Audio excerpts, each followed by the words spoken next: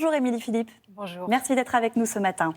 Il y a quelques jours, une fillette de 11 mois est morte empoisonnée par une employée de crèche à Lyon. Une enquête est en cours, on ne va pas commenter ce drame. Ce que l'on sait, c'est que cet agent était seul avec les enfants et depuis se pose la question des conditions de travail dans ce monde de la petite enfance.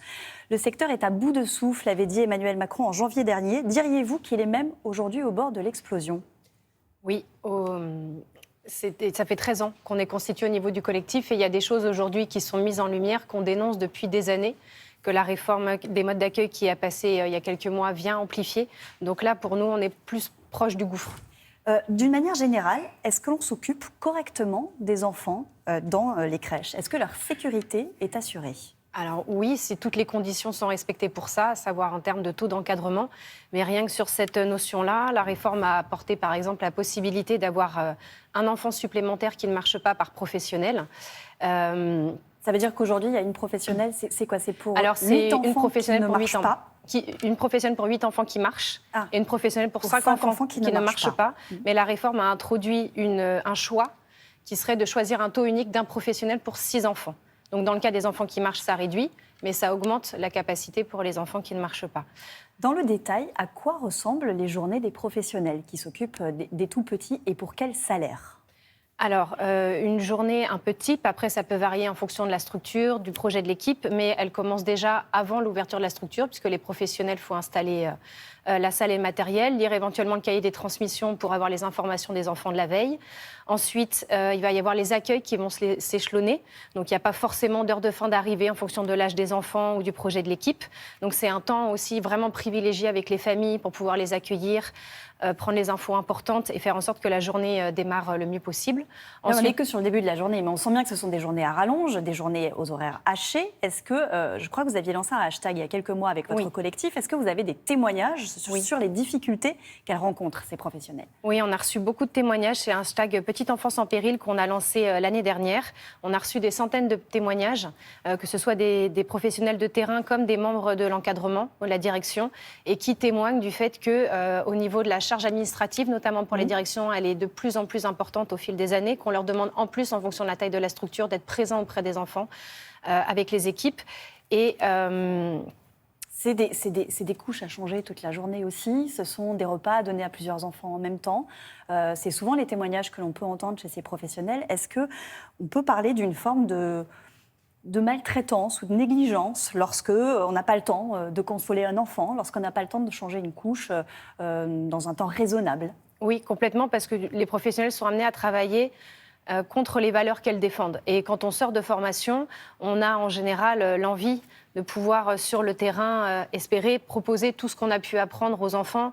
Et en fait, la réalité fait que les conditions ne permettent pas de le faire, parce qu'il y a un sous-effectif aujourd'hui qui est tel. Il y a celui qu'on évoquait pendant plusieurs années, ne serait-ce que du fait des absences, des congés, des arrêts de travail, des formations. C'est des métiers encore quasiment exclusivement féminins. Donc beaucoup de mères de famille qui peuvent aussi avoir des enfants qui tombent malades, c'est encore elles majoritairement qui s'arrêtent.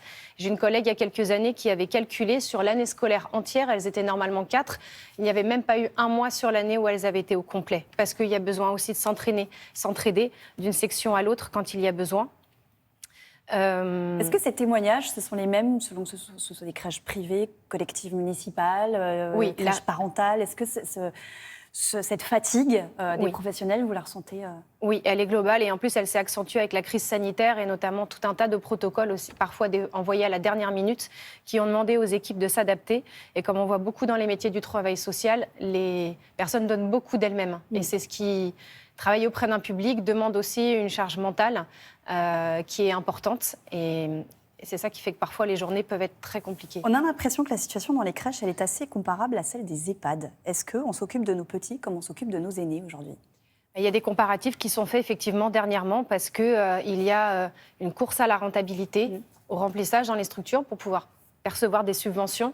Donc le chiffre aujourd'hui, la quantité a pris le pas sur la qualité. Donc oui, il y a des similitudes, il y a des choses qu'on peut retrouver. Alors, on l'a dit, il y a un problème d'effectifs, problème de formation, problème d'attractivité du métier. Face à la pénurie de personnel, est-ce qu'il faut, comme le prévoit, je crois, un arrêt envisagé par le gouvernement, d'ouvrir exceptionnellement le recrutement à des personnes qui n'ont pas de diplôme spécifique ? Alors non, pour nous, la solution à court terme, elle n'en a pas d'autre que celle que prennent certains élus et gestionnaires, qui nous semble la plus responsable, c'est de fermer des places. Aujourd'hui, il y a des structures où des collectivités décident de fermer des crèches ou de réduire l'amplitude horaire parce qu'ils n'arrivent pas à recruter. Donc à court terme, on ne voit pas d'autre solution. Il y a un rapport qui a été remis cette semaine au gouvernement et qui donne la possibilité, par exemple, aux nounous à domicile qui sont en activité depuis 3 ans, d'intégrer éventuellement des crèches, aux ATSEM qui travaillent avec les maîtres et les maîtresses d'école.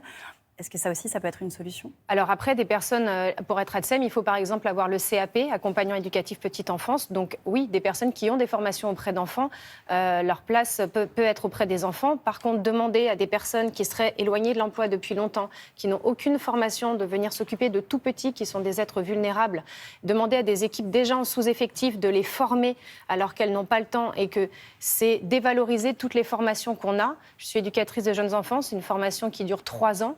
Donc 3 ans, et encore, on n'arrive pas au bout de toutes les connaissances, on continue d'apprendre sur le terrain. Et là, on nous dit qu'en quelques jours de temps, il serait possible de s'occuper d'enfants. Ça, pour nous, ce n'est pas possible. Merci beaucoup, Émilie Philippe, d'avoir été avec nous ce matin. Je rappelle que vous êtes éducatrice de jeunes enfants et membre du collectif Pas de bébé à la consigne. Merci beaucoup.